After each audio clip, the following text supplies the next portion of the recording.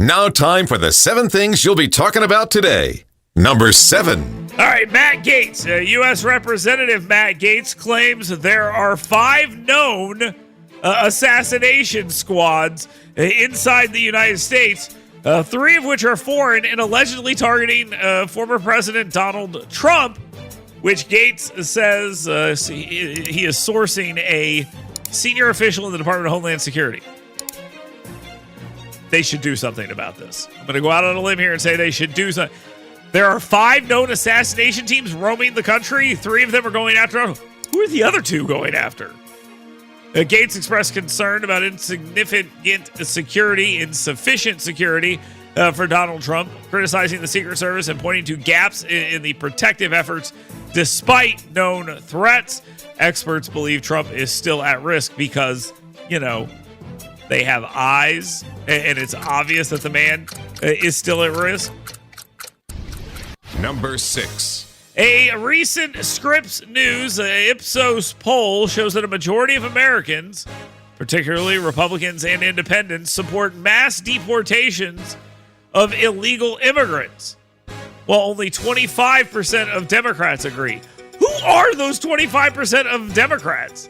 I mean, talk about a position divorced from the reality of the party. Deporting illegal immigrants. No. Mass deporting illegal immigrants. I mean, this is supported by independents and Republicans. It's a huge issue. The Democrat philosophy of more immigration is out of touch with most Americans, obviously, and respondents to the poll favor Trump's handling of the immigration issue over Harris's 44-34. And again, how is it even that close? I mean, who is in favor of how Kamala Harris has done this? Who is in favor of more of this? Why? Number 5. White Dudes for Harris has launched a $10 million ad campaign targeting white men in swing states like Michigan, Pennsylvania, and Wisconsin, aiming to sway voters disillusioned with Trump's leadership. I've seen the ads. Holy cow. They are cringe. The only people that would be even remotely swayed by this are men, whose wives have boyfriends. There's no other way. Because if you see this and you watch this, they say you're the problem. Are you tired of being the problem? Some white men are the problem. What white guy is going to be swayed by that? But they have raised a bunch of money, and they're supposed to be the alternative for white men who feel left behind. You can get a divorce. You don't have to stay with your wife when she has a boyfriend. Don't do that. Number 4. The Degenerates are out demanding children see porn in the library and you pay for it. They also have a problem with the parents who have an issue with children seeing porn in the library that you're supposed to pay for. And anyone that says, hey, let's get this porn out of here, well, you should just stay out of the library. That's according to Mobile City Councilman William Carroll, who criticized citizens who requested action to remove inappropriate books, arguing the taxpayer dollars fund the library and the public should have a voice in the matter. Carroll told them to stay out of the library.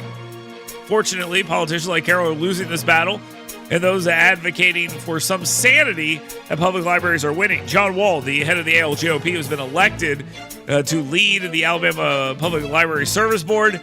And get this, an Auburn University at Montgomery employee, Jessica Haynes, who serves as an advocacy coordinator for the Alabama Library Association, accosted a reporter and threw papers at them because they were mad about this. Number 3.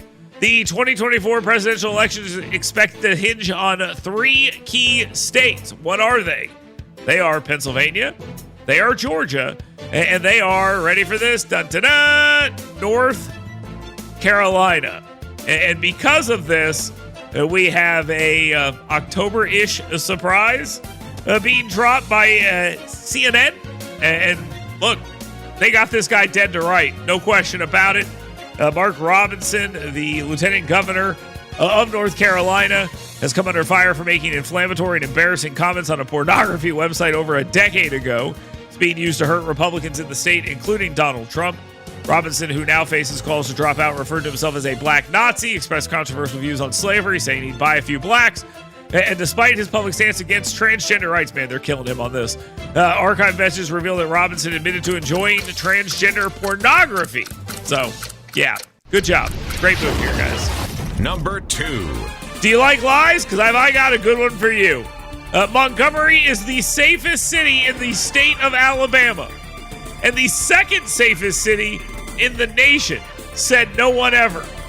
Until Montgomery was ranked the safest city in Alabama and the second in the nation by U.S. News & World Report, a claim met with skepticism from residents who pointed to high crime and underfunded services, with not one of the respondents on Instagram offering a positive response. Can I just say this? This is the same report entity that says that Huntsville's the best city in the nation a couple years ago. Well, now I don't know what to believe. I don't even know if that's true. Because what did they do? Buy this? Montgomery stopped reporting crime to the FBI years ago, and people think that's how this happened because they just went off of that data. If you don't report crime, the city's safer. Now, time for the number 1 thing you'll be talking about today. Alabama Democrats love taking to the national and international media to make the state look bad. State Senator Marilyn Lands, a Democrat of Madison, is taking advantage of those opportunities by stupidly suggesting she was elected to the Alabama legislature on the heels of the state's in vitro fertilization issue. She was not. Lands, who a photo in the story indicates that she was ambushed for this, because holy cow, I mean, I'm not telling you that this is a bad photo of her, but let's just say, yikes. Okay, that's my response. She told them this in this article, which again is untrue, that she was elected because of this. Here's the headline of the article: How IVF is now splitting Trump's Republican family. Suggests Alabama Republicans are against IVF, which, by the way, is false. Here's the data for Republicans being against IVF. Are you ready for this? This is the data set that started this story. Here it is. Ready? Listen to this. 13% of Republicans are against IVF. 13%. What percentage of Democrats are against IVF? 8%. Now, are we really suggesting that 5%, 13 to 8, is like some sort of anti-family, anti-IVF position by the party? No, it makes no sense. Their own data does not back up what they're saying. But State Senator Marilyn Lands, who, yikes, Democrat of Madison, is out there trashing her constituents and her state to the world. And why? So she can have a terrible photo of her taken in an international newspaper? Is that what it is? I mean, good Lord. And Emily, I know people are going to look at this and say, Dale, you're being mean. Like, why are you being so mean about this photo? When we come back, I'm going to show you the photo. And you tell me how many yikes it gets on the yikes scale. Because it looks like she's coming out from behind it looks like the reporter jump scared her. No, that's what it looks like.